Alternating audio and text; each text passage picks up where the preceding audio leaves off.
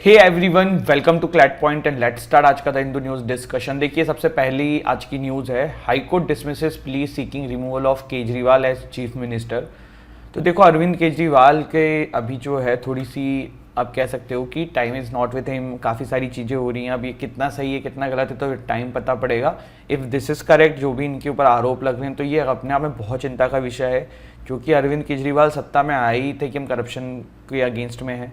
और अगर ऐसा नहीं भी है और इनके साथ ये सब हो रहा है, तो वो भी एक अपने आप में चिंता का विषय है कि भैया एक जगह का चीफ मिनिस्टर है हमारे इंडिया का, और इस तरीके की चीज़ें हो रही हैं अभी दिल्ली का, तो वो वाली चीज़ है। बाकी लेट्स सी क्या होता है इसमें आगे। Then there is another news, Govinda ends 14 year vanvas joins Shiv Sena. तो इसमें देखो, ये पॉलिटिकल न्यूज़ नहीं है। देखो, पॉलिटिकल न्यूज़ ये होता है कि फला ने इलेक्शन लड़ा, वो जीता, ये जीता, बट ऐसी न्यूज़ आ सकती है क्योंकि मतलब आजकल ना जो एग्ज़ाम्स हो गए ना बहुत अनप्रेडिक्टेबल हो गए हैं, और वो करंट अफेयर में कुछ भी पूछ लेते हैं इस तरीके की चीज़ें। तो अभी पूछ सकते हैं कि गोविंदा जो फिल्म एक्टर हैं, रिसेंटली उन्होंने एक पॉलिटिकल पार्टी ज्वाइन करी है, तो वो शिवसेना है। एंड आई थिंक 14 साल पहले भी ये किसी एक पॉलिटिकल पार्टी में थे, तो वो शिवसेना में ही थे। ऑल्दो आई एम नॉट मतलब कंप्लीटली रिमेंबरिंग अभी कि किस पॉलिटिकल पार्टी में थे, लेकिन ये पॉलिटिक्स में पहले भी आए थे अराउंड 2004, फिर इन्होंने क्विट किया था, तो वो है। इसके बाद देखिए, एक आर्टिकल आया हुआ, did the electoral bond scheme enable extortion. तो ये मतलब देखिए, लोगों के ओपिनियन है, ये फ्राइडे में ओपिनियन वाला पेज आता है, इसमें दो लोग अपनी अपनी बात रखते हैं, ठीक है, अलग अलग तरीके से, तो ये पढ़ लेना। बट इससे ज़्यादा इंपॉर्टेंट है इलेक्टोरल बॉन्ड स्कीम, वो अभी हम आगे बढ़ के कवर करें। आगे बढ़ते हैं गाइज, और आज की हमारी जो छोटी छोटी और न्यूज़ हैं वो कवर करते हैं। तो देखो, सबसे पहला एक आज का न्यूज़ है, operation Indravati to rescues India from Haiti. तो गवर्नमेंट ऑफ इंडिया ने ऑपरेशन इंद्रावती अभी लॉन्च किया है।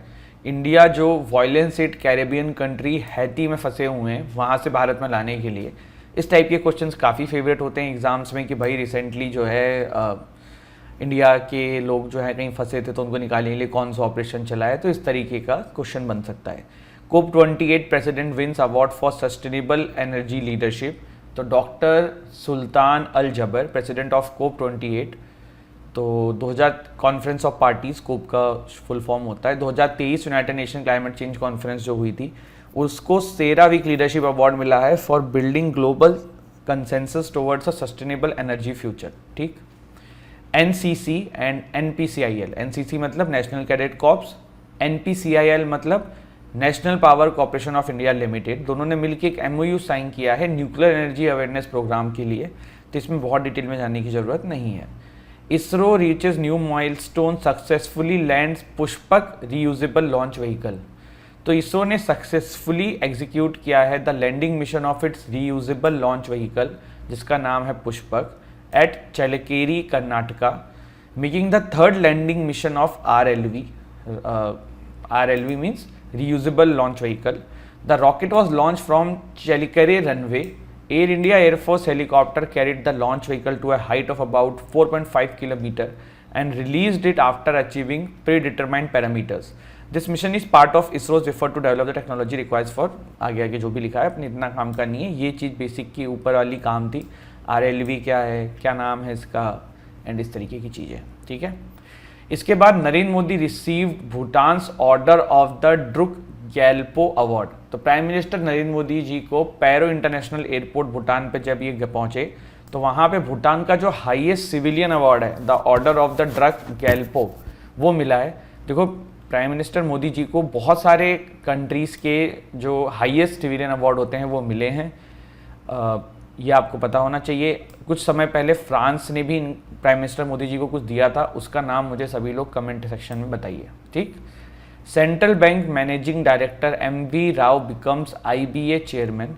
तो the Indian bank association has elected central bank of India managing director and chief executive officer MV Rao as new president. One liner है, इसमें बहुत detail में जानने की जरूरत नहीं है।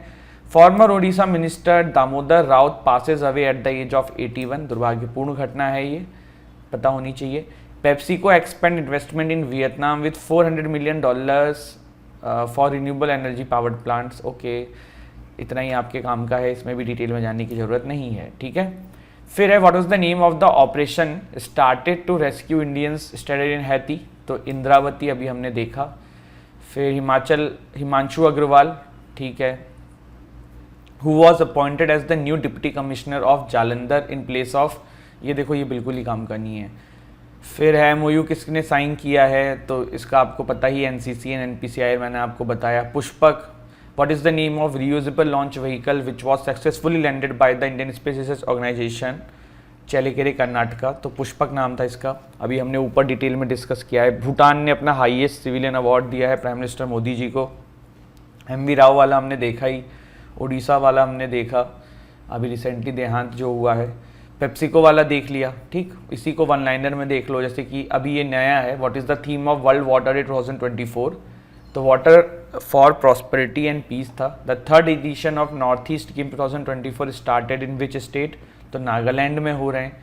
What was the name of the operation started to evacuate Indian stranded in Haiti, तो इंद्रावती था। फिर ये हिमांशु अग्रवाल वाला भी देखा ही था ऊपर, ये NCC NPCIL वाला MOU। पुष्पक देखा, भूटान का हाईएस्ट सिविलियन अवार्ड देखा। MV राव देख लिया, उड़ीसा देख लिया, and then how much is PepsiCo investing, तो $400 मिलियन, ठीक है। तो ये आज के हमारी जो शॉर्ट न्यूज़ थी वो थी। अब हमारा एक मेन टॉपिक रह गया है रिगार्डिंग इलेक्टोरल बॉन्ड वाला, तो क्या है, क्या सुप्रीम कोर्ट में मैटर था, उसको डिटेल में देखते हैं, शुरू करते हैं। Hey everyone, welcome to CLAT point and let's start आज का हमारा ये वाला सेशन। बात क्या है, बात यह है कि रिसेंटली सुप्रीम कोर्ट ने स्ट्रक डाउन कर दिया है इलेक्टोरल बॉन्ड स्कीम को। सुप्रीम कोर्ट ने इलेक्टोरल बॉन्ड स्कीम को अनकॉन्स्टिट्यूशनल बता दिया है। क्या है ये पूरा मामला, चलिए शुरू करते हैं।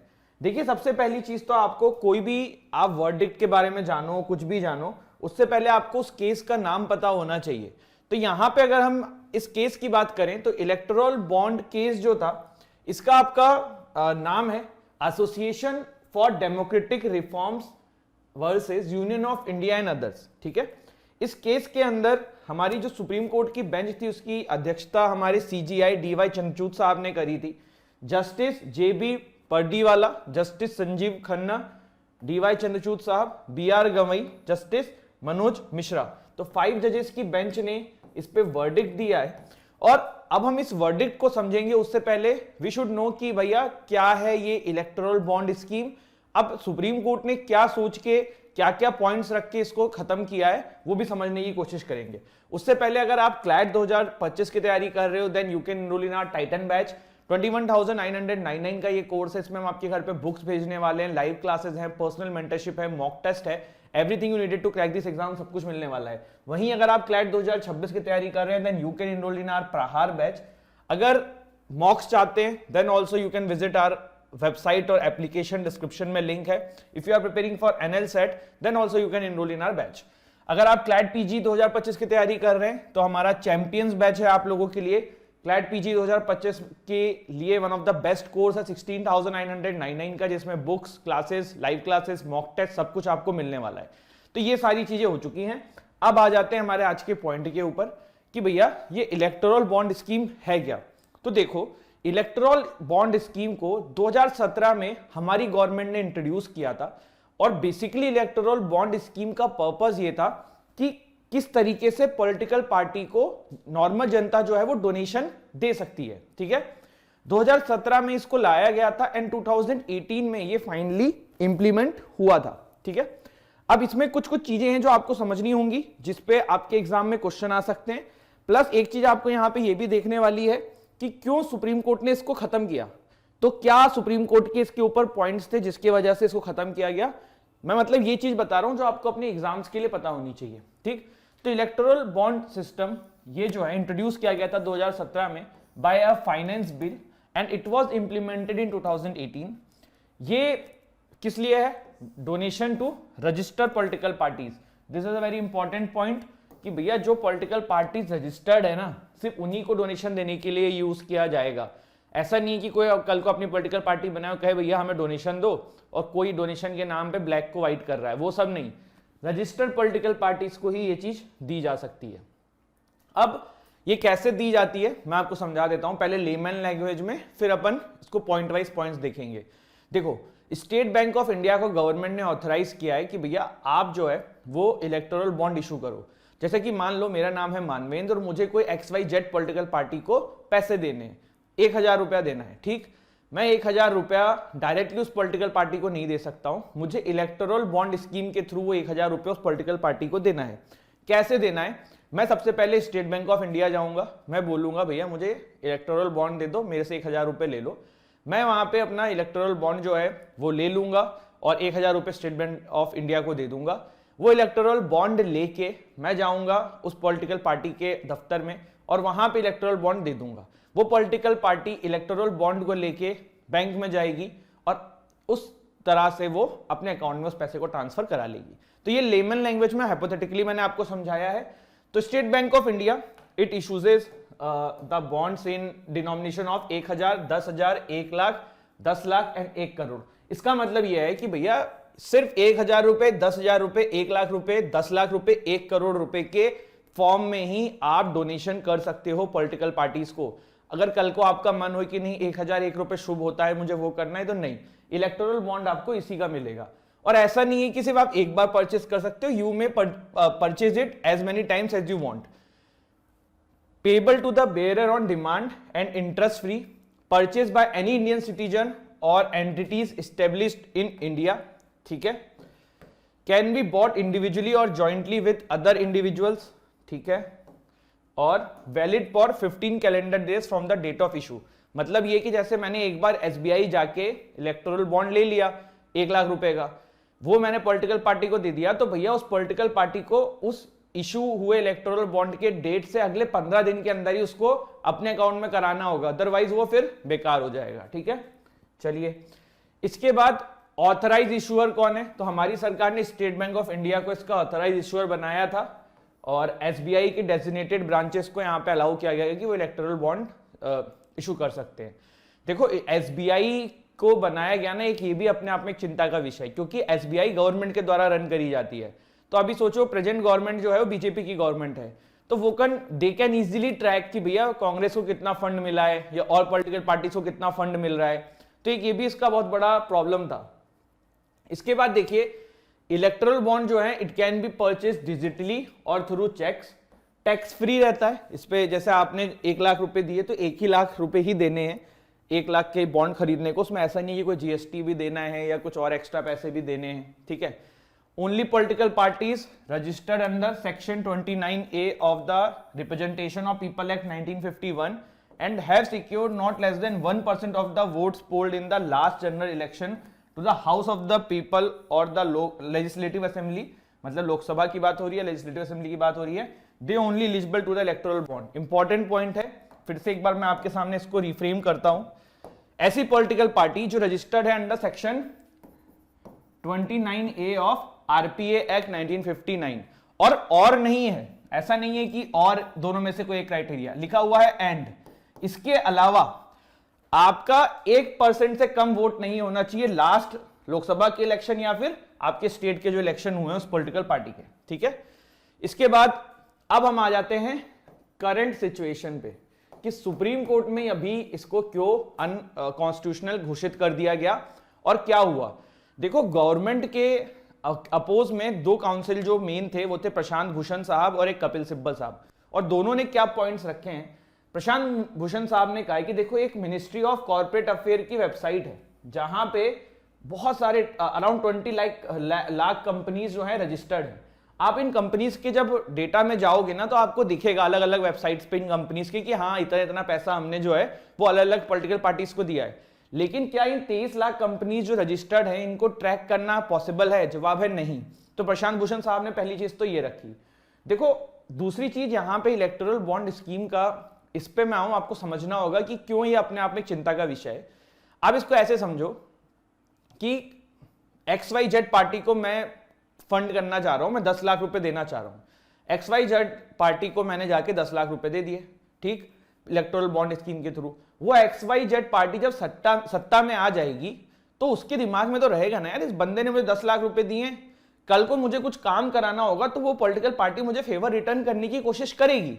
तो इसीलिए आप ये देखो कि जब भी कोई रूलिंग गवर्नमेंट रहती है ना उसको बहुत डोनेशन मिलता है। अभी एक आंकड़ा है उसमें ये कि पिछले कुछ सालों में जो डोनेशंस हुए हैं ना इलेक्टोरल बॉन्ड स्कीम के थ्रू, उसका 90% बीजेपी के पास है क्योंकि वो रूलिंग गवर्नमेंट है। तो मतलब ये होता है। तो पहली चीज तो प्रशांत भूषण साहब ने ये भी बोली। दूसरी, उन्होंने एक पॉइंट रखा कि भैया जो शेयर होल्डर हैं, जैसे मान लो आपको पता है ना कि बड़ी बड़ी कंपनीज के आईपीओ होते हैं तो बहुत सारे लोग शेयर्स खरीदते हैं, नॉर्मल जनता भी शेयर खरीदती है, बट उन्हें भी नहीं पता कि उनकी कंपनी, क्योंकि देखो जो शेयर भले 1% होल्ड करता है वो उस कंपनी का ओनर है, ठीक है, तो नॉर्मल जनता जो शेयर मार्केट है शेयर ही तो खरीदती है, तो भैया जो शेयर होल्डर हैं उनको भी नहीं पता कि उनकी कंपनी जिसमें उन्होंने शेयर होल्ड कर रखे हैं उसने किसको डोनेशन किया है। तो ये भी एक बहुत बड़ा इशू था। इसके बाद कपिल सिब्बल साहब ने बोला कि भैया ऐसी कंपनीज भी इसमें पैसा डोनेट कर रही हैं जो अभी तो लॉस में ही चल रही है, इवन मेकिंग लॉस, तो ये कैसा सही है, ये भी गलत है। तो ये सारी कुछ चीजें रखी गई।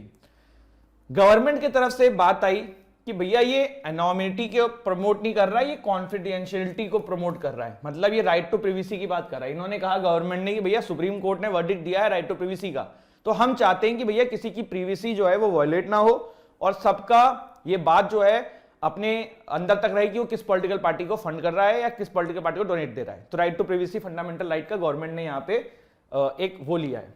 सुप्रीम कोर्ट ने इसको अनकॉन्स्टिट्यूशनल घोषित कर दिया, ठीक है। क्या दो कारण रखे सुप्रीम कोर्ट ने, पहला रखा जो मतलब देखो समरी में बता रहा हूं मैं, it violates the right to information of citizens about possible quid pro quo. Quid pro quo का मतलब वही है फेवर रिटर्न करना, कि भैया आपने किसी कंपनी ने पॉलिटिकल पार्टी को पैसा दिया है, अब पता पड़ रहा है कि उसे सारे टेंडर मिल रहे हैं, है ना, तो वो वाली चीज है। फिर amendment to section 182 companies act को भी सुप्रीम कोर्ट ने क्वेश्चन किया।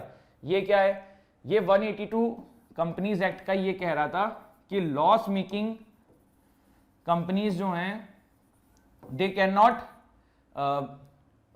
डोनेट पॉलिटिकल पार्टी को अमाउंट, बट इसमें अमेंडमेंट कर दिया गया था। तो हुआ क्या कि जो लॉस मेकिंग कंपनीज है ना वो भी पता पड़ रहा है पॉलिटिकल पार्टीज को फंड कर रही हैं।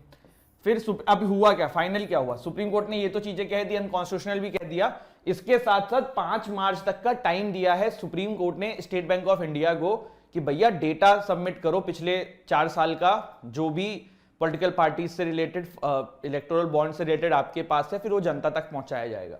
तो ये कुछ बेसिक चीज है। जैसे कि हम सभी को पता है supreme court strike down electoral bond scheme, ये था आज का हमारा ये टॉपिक।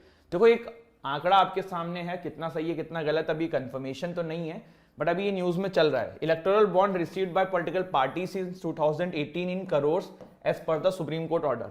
अब आप देख सकते हैं इसमें, आप देखिए कि 90% के आसपास जो है वो बीजेपी को ही मिला है। तो ये सिर्फ बीजेपी का नहीं, जैसे जो भी रूलिंग पार्टी रहती है उसको ज्यादा मिलना ही है, तो वो वाली चीज हो जाती है। तो आई होप ये टॉपिक आपको क्लियर हुआ हो, समझ में आया हो, and thank you so much for watching. Don't forget to like share subscribe the channel. जय हिंद, जय भारत।